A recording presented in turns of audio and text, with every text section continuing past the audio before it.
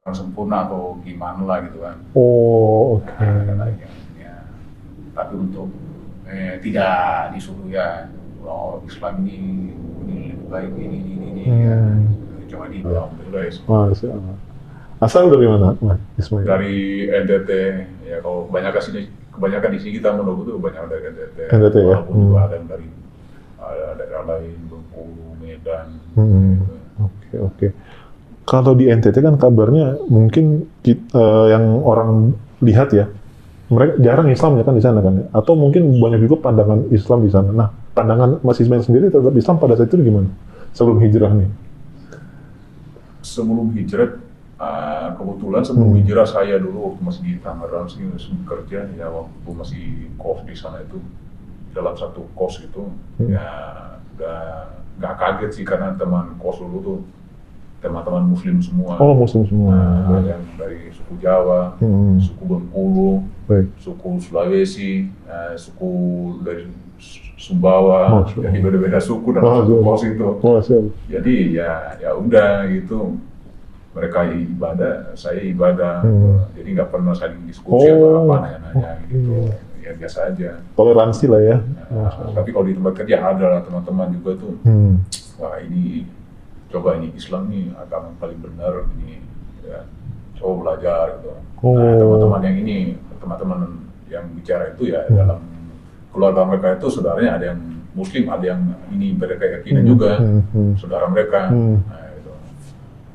Kalau teman-teman kerja dulu, saya belum ada pemikiran ke sana. Oke. Tapi kalau itu dari pada saat itu masih awal-awal di Tangerang lah. Tapi kalau dari 15 tahun yang lalu. Kalau dari keluarga ada bagaimana pandangannya sama Islam pada saat itu? Mungkin dikasih pemahaman apakah mungkin biasanya gitu ya? Ada beberapa mungkin oknum orang tua yang nggak mau anaknya masuk Islam gitu kan? Dikasih pemahaman bahwa Islam itu begini dan seterusnya. Nama Ismail kayak gitu nggak? Enggak sih. Enggak ya? Karena kalau saya lihat waktu saya masih di kampung dulu orang tua masih sekolah itu kan, karena memang ada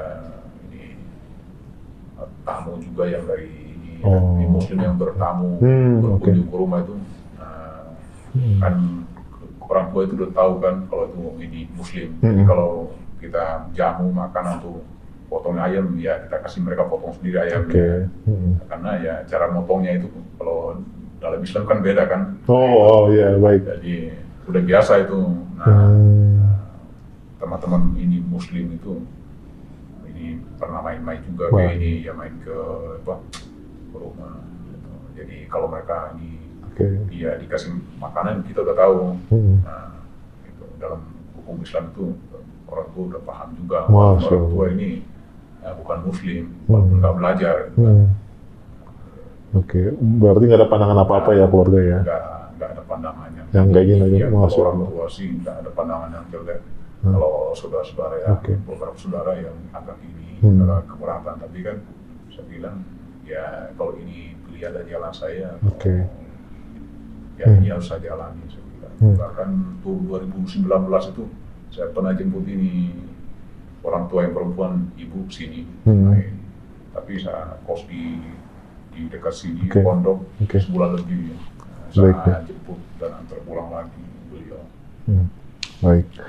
Tapi kalau bisa saya katakan, kan ini nggak ada pandangan apa-apa terhadap Islam. Tapi keluarga pada saat itu, mungkin sebelum memeluk Islam ya, Mas Ismail juga, itu bisa dibilang rajin nggak ke ibadah ke agama sebelumnya? Bisa dibilang ada keaktifan nggak di sana apa gimana gitu? Ya, kalau awal-awal sini ya itu rajin aktif ya. Aktif sebelum 2 tahun, 3 tahun sebelum saya ini masuk Islam itu ya mulai sana itu ya ini udah mulai ini jarang lah. Oh udah mulai jarang. Udah aktif kesana. Tapi jarang aktif ini, tapi bukan ini ada niat ini masuk Islam itu. Ada niat. Cuma tapi sebelumnya itu memang udah banyak ini nonton video debat itu sana Ababa. Nah, Mas Ismail ngirim apa gimana? Enggak, nonton di YouTube sendiri. Baik. Bukan di Anaba TV, bukan. Di YouTube lain ya? YouTube lain. Di YouTube kan banyak channel dulu tuh. Udah tahun 2000-an juga. Dan bahkan tuh Ustaz tuh Sanabau masih muda lah.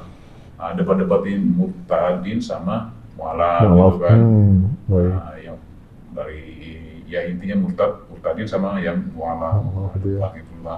Asing nonton itu debat-debat video-video beliau. Nah itu mulai dari situ mungkin saya ini ya lihat inilah pelajari juga di kitab saya yang sebelumnya. Itu mulai dari situ, tapi belum ada niatan untuk masuk itu. Oh berarti Mas Ismail awal mulanya pengen kenal Islam dari situ, dari video-video itu? Iya, debat-debat aja. Debat-debat video, terus kemudian malah membaca kitab sebelumnya gitu, mempelajari gitu ya. Sampai akhirnya mengenal Islam dan masuk Islam gimana ceritanya? Terus setelah itu ya sambil ini nonton debat pelajari ya. Ada juga ini teman sih, cobalah pelajari gitu kan. Nah pelajari lagi lebih dalam.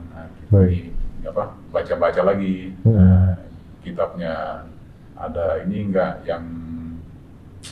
yang kurang sempurna atau gimana lah gitu kan. Tapi untuk tidak disuruh ya Islam ini baik ini coba dipelajari ini kitab sini, pelajari coba dibaca-baca. Nah kalau di kita dulu di tempat ini agama saya yang sebelumnya kan tidak diwajibkan. Betul. Hanya orang-orang yang mimpin gitu, yang mimpin itu ya. Ibadah itu. Nah jadi ya udah selesai ibadah, udah gitu kan selesai. Nah tapi setelah itu saya pelajari kan saya baca ini satu demi satu hal lain. Nah, saya menemukan beberapa situ yang tidak sesuai gitu kan. Tidak sesuai masuk akal gitu maksudnya. Ada pesan-pesan gitu kan.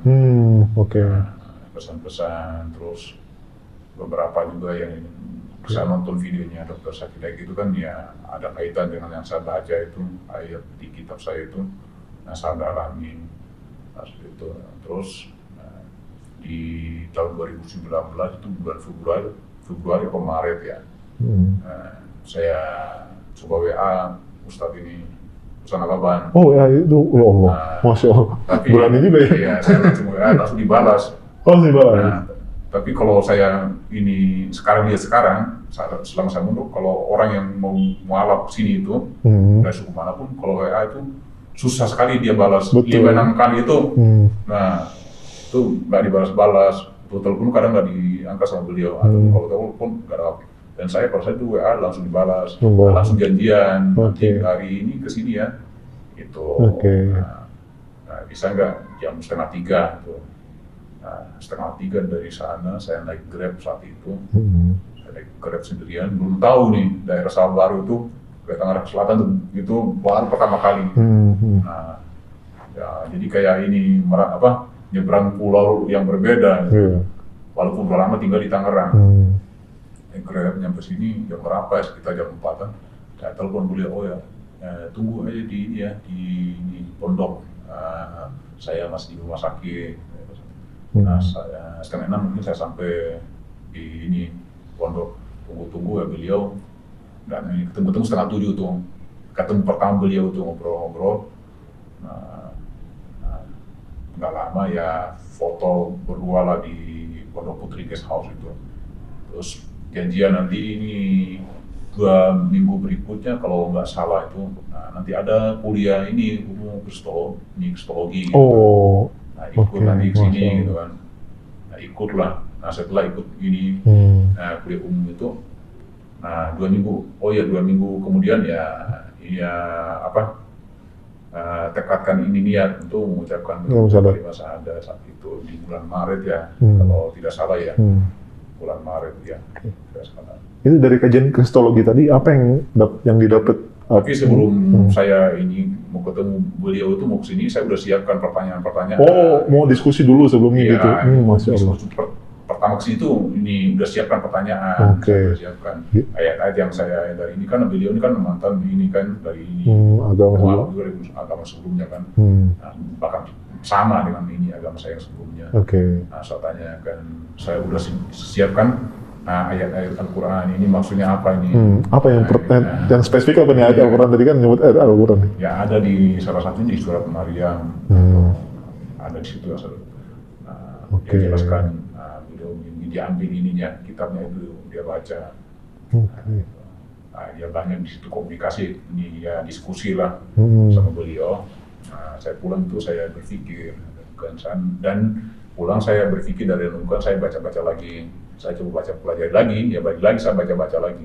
Ya itu. Ya sudah setelah kuliah umum 2 minggu sebelumnya, ke apa lagi, ucapkan 2 kalimat syahadat saat itu. Dan sampai sekarang ini, alhamdulillah ya, semoga ya, amin, ya istiqomah di anak ini. Amin. Oke. Yang membuat mantap untuk syahadat apa ya? Anda belum dapat nih. Seperti kayak dalam Islamnya ya. Kita kan lihat Islamnya begini nih. Nah, apa yang membuat mantap nih? Kalau dalam Islam kan ada bilang dapat hidayah. Gitu. Ya, baik. Mungkin kalau saya bilang kayak ini jemput hidayah kayaknya. Oh iya, jemput hidayah bener ya. Masya Allah. Kalau dapat hidayah atau ada inspirasi karena mungkin ada apa yang lain kan selain dapat hidayah, mungkin ada karena mimpi atau lain-lain. Kalau mungkin saya ini karena mempelajari kan, mendalami, mengkaji kan, berarti jemput hidayah berarti ya. Betul. Menurut saya sih, iya. Ya itu mungkin jemput hidayah. Yang tadinya nggak ada niat. Tapi kalau awal dulu ya saya nggak pernah ini. Udah biasa teman-teman itu yang Muslim semua dari awal. Nggak pernah ya benci ini, agama yang ini, yang ini enggak. Ya bergaul ya sama siapa saja sih. Berarti poinnya mempelajari kitab sendiri yang sebelumnya, kemudian membandingkan dengan Al-Quran gitu ya. Subhanallah, maksud. Dan akhirnya memang Al-Quran yang menang kan gitu ya. Walaupun sekarang faktanya itu, walaupun sekarang banyak isu-isu, nah di agama kita ya udah yang benar itu saya ini lihat poin-poinnya. Nah saya ikutin ini apa yang benar. Ulama-ulama yang benar, yang lebih sempurna ya. Kalau misalkan ada yang tidak benar, nah kita nggak usah ikuti. Nah, itu. Allahu Akbar, Masya Allah. Nah kalau para guru kita tuh bilang ini al-Islamu husnul khuluqi. Islam itu akhlak yang baik. Jadi kalau kita benar-benar mendalami Islam itu dengan niat yang tulus karena Allah, ya, pasti diberikan jalan sama Allah. Kita belajar dalam kesulitan apapun pasti dibuka sama Allah. Pasti. Masya Allah. Baik. Setelah jadi seorang Muslim, Mas Ismail, Mas Ismail ini mualaf yang gimana? Kan biasa ada mualaf yang menceritakan bahwa dia masuk Islam ke keluarganya. Nah, ada juga mualaf yang diketahui oleh keluarganya dia mualaf. Nah, Mas Ismail ini yang satu atau yang kedua? Yang memberitahu apa yang orang tua tahu sendiri kalau Mas Ismail udah mualaf? Kalau saya sih saya nggak tahu. Mas tahu? Wah itu berat itu loh. Tapi orang itu biasa aja. Kalau saya ini kesini itu jemput itu ya ini ibu saya ini. Saya datang ini saya ajak ke pondok kamar di bawah ini. Oh. Ya, ibu mah nggak masalah. Saya masalah ya. Iya. Kalau di ini saya juga baca kitab-kitab ini memang benar kok. Oh saya kalau ini ya nggak meyakinkan ini bahwa ini Tuhan atau apa. Ya, tapi ya kita ini udah tua gitu kan. Ya bisa saja orang tua itu kalau saya ini dakwah kan bisa saja, cuma kan kalau kita ini di Islam kan kembali lagi ke kampung, dia namanya di kampung sana ya kembali lagi kayak gitu. Betul lingkungannya ya. Beda kalau tinggal di sini ya beda. Kita udah tua ini ya gimana lagi apalagi tinggal di kampung kan orang tua. Kan. Tapi ya saya ini jemput antar jemput orang tua itu pulang ya. Nah, pas pulang itu saya antar ke sana gitu, ya saya sholat di depan mereka. Oh nggak apa-apa ya, Masya Allah. Ya. Itu. Udah berapa lama udah nggak jumpa sama orang? Ya orang tua itu ya terakhir 2019 kemarin. Oke. Berarti belum pulang lagi sana ya? Belum. Tapi belum mualaf belum? Belum ada kalau dari saudara atau keluarga belum ada ya. Tapi selalu doakan ya, semoga. Harapannya memang besar gitu kan, Mas Ismail kan? Ya, harapannya seperti itu ya, cuma ya dengan situasi kalau di kampung itu ya. Ya memang sih ya. Situasi di kampung itu susah. Memang cenderungnya nggak ke Islam di sana ya, jarang sekali memangnya. Nah mungkin itu tugas kita semua berarti untuk pemirsa Naba TV dimanapun berada, yang khususnya tinggal di timur sana gitu ya. Kalau punya keahlian mungkin berdakwah ataupun apa, silakan kontribusikan tenaganya di sana. Karena memang perlu ya sentuhan Islam itu di daerah sana kan gitu ya, Mas Ismail? Iya. Perlu banget ya. Baik. Tapi saya doakan mudah-mudahan orang tua dapat hidayah. Amin. Dan orang tua saya juga dapat hidayah insya Allah. Saya selalu bilang gini di depan video, karena biar mereka nonton dan kita selalu mendoakan mereka gitu. Bahwa kita tuh pengen juga mereka masuk Islam. Tapi tanpa paksaan, kan gitu ya. Karena kata Allah, la ikraha fiddin, jangan paksa orang terhadap agama ini. Nah, Mas Ismail, waktu pertama kali menjadi seorang muslim, awal-awal, pasti kan mungkin ada penyesuaian dalam ibadah. Kalau dulu kan ibadah mungkin 1 minggu sekali. Kalau dalam Islam kan ini ibadahnya bukan 1 minggu sekali banget ya. Bahkan sehari 5 kali untuk sholat. Kemudian untuk bulanan ada puasa. Ini penyesuaiannya gimana nih? Awal-awal ada mungkin kayak sulit nggak ya? Ya kalau itu sih biasa saja sih kalau bagi saya. Karena sebelum saya hijrah itu, setahun sebelum saya ini mengucapkan 2 kalimat syahadat, saya itu udah belajar puasa di bulan Ramadan pertama. Oh, ikut puasa juga? Iya, Oh, di tempat kerja yang dulu, kantoran dulu, dan itu nggak ada yang bolong ya. Nggak ada yang bolong? Iya, kalau subuhnya telat sahur, ya udah. Nggak sahur minum air. Oh gitu.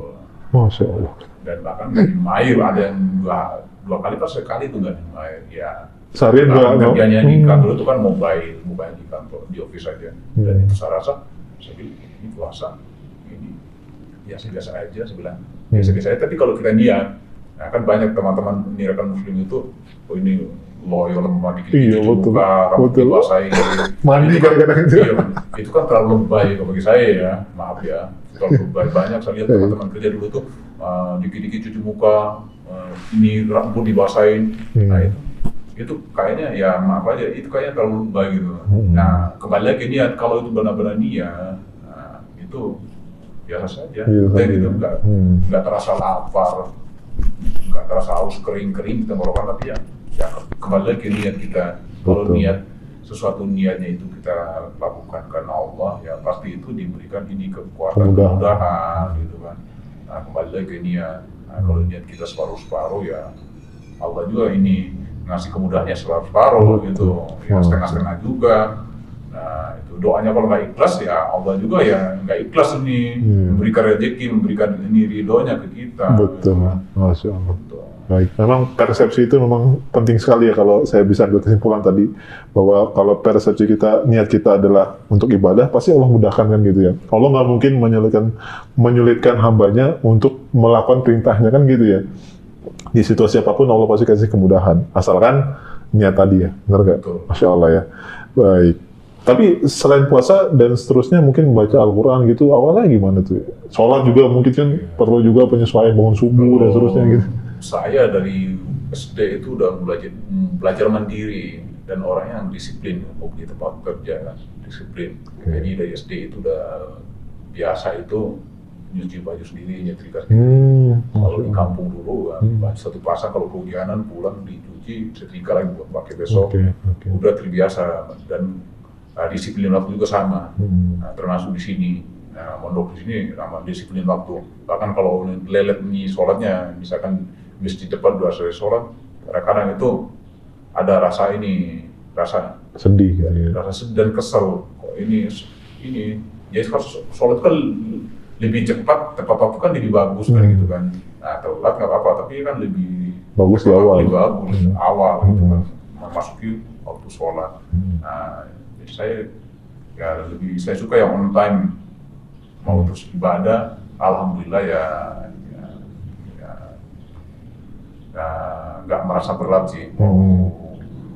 Mau itu belajar ilmu yang lain dari guru-guru dari luar, dosen-dosen dari luar itu ya ilmu fikih, Al-Quran, tauhid, akidah dan lain-lain, maupun dari muslim sendiri di sini, ya bagi saya itu nggak berat karena sudah terbiasa disiplin di luar.